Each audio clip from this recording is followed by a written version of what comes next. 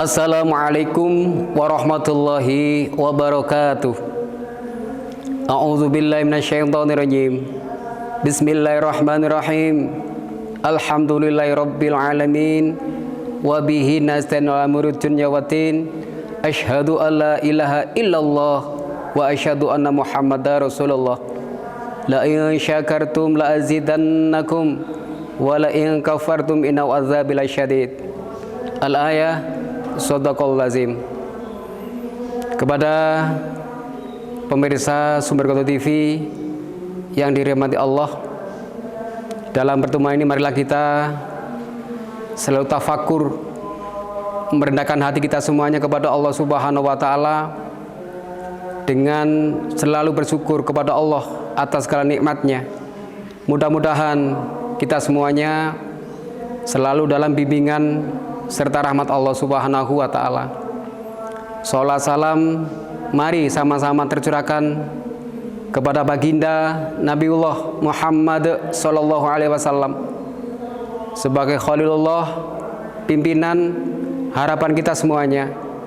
Semoga kita mendapat syafaat Rasulullah, hidup bahagia di dunia dan diberikan syafaat ila yaumil qiyamah. Amin ya rabbal alamin. Ikhwan rahimakumullah. Kehidupan manusia cenderung diberikan ujian yang bermacam-macam oleh Allah Subhanahu wa taala. Tapi Allah dengan maha alimnya menciptakan Al-Qur'an, mengutus baginda Nabi semata-mata untuk mendidik manusia agar tujuan hidupnya benar. Maka Allah telah memerintahkan agar manusia hidup dengan bahagia. Bahagia itu tidak mahal, saudaraku. Bahagia itu murah. Jadi ada dasar Al-Quran, syarat untuk bahagia adalah ati Allah wa ati Rasulullah.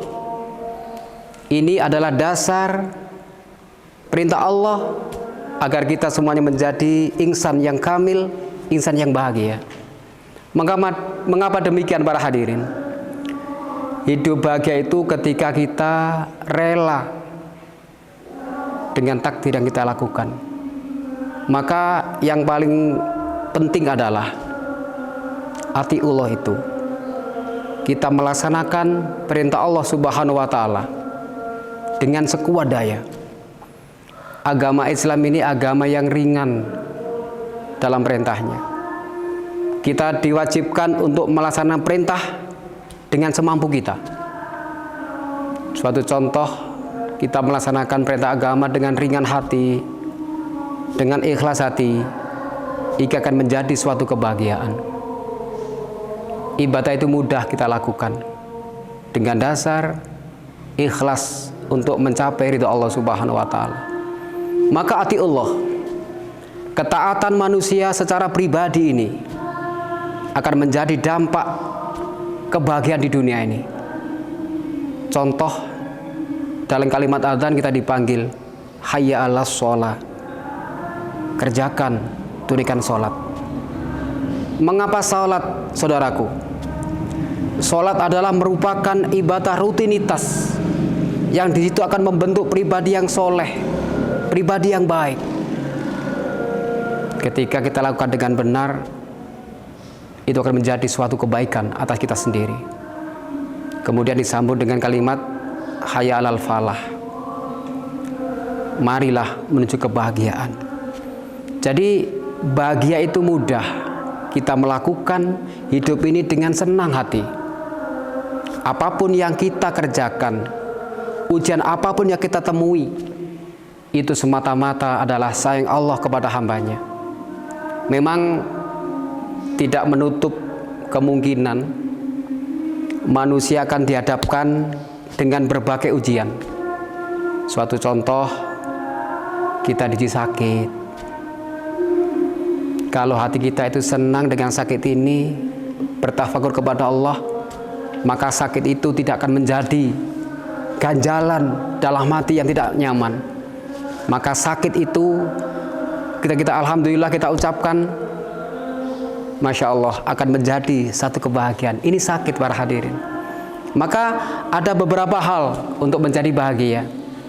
Secara umum adalah sehat jasmani yang kita minta.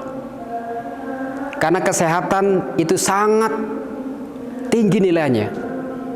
Itu rezeki yang Allah tempatkan paling atas. Maka syarat pertama adalah kita meminta kepada Allah diberikan sehat jasmani kita. Kemudian yang kedua, sehat rohani. Sehat rohani itu adalah kita harus berpikir positif. Semua yang kita lakukan, semua yang kita kerjakan hanyalah semata-mata kehendak Allah Subhanahu wa Ta'ala. Kita diberikan akal untuk berpikir, diberikan hati untuk menentukan pilihan kita dalam hidup ini. Maka sehat jasmani adalah merupakan kebahagiaan yang luar biasa. Maka ikhwan rahimakumullah, mari kita gunakan sehat ini dengan sebaik-baiknya. Kemudian yang ketiga adalah kita memohon kepada Allah. Karena sehat jasmani, sehat rohani, ini masih ada satu kebutuhan, adalah sehat ekonomi kita. Ketika ekonomi kita cukup, maka insya Allah semuanya akan bisa berjalan dengan baik. Demikian, mudah-mudahan kita semuanya oleh Allah diberikan nikmat yang tidak terbatas, bisa melakukan ibadah dengan baik, selalu bersyukur, positif dalam berpikir. Ini sebagai tanda terima kasih kita, itu adalah menuju kepada kebahagiaan yang hakiki. Akhiran, mohon maaf terkekurangan. Wassalamualaikum warahmatullahi wabarakatuh.